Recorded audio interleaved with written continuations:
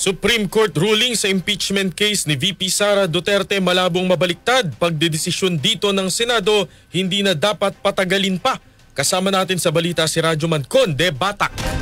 Naniniwala si Senator Rodante Marcoleta na malabong mabaliktad pa ang desisyon ng Korte Suprema sa impeachment case laban kay Vice President Sara Duterte. Reaksyon ito ng senador sa itinakdang pagdedesisyon ng Senado sa August 6 patungkol sa naging ruling ng Supreme Court sa impeachment case. Iginit ni Marcoleta na bakit pa patatagalin ang pagtalakay sa naging desisyon ng Korte Suprema. Sinabi ng senador na sa tagal niyang litigation lawyer kapag ang tono ng desisyon ng Supreme Court at sinabi pa nitong immediately executory, ibig sabihin lamang nito ay sinasara ng Korte Suprema ang lahat ng pintuan para makagawa pa ng motion for reconsideration. Dagdag ni Marcoleta, kung ang isang individual ay practicing lawyer, batid na nito na hindi lang pinto kundi pati bintana ay sarado para makaapela pa na baliktarin ang naunang desisyon. Kasama mo sa DZXL RMN Manila, Radyoman Conde Batak, Tatak RMN.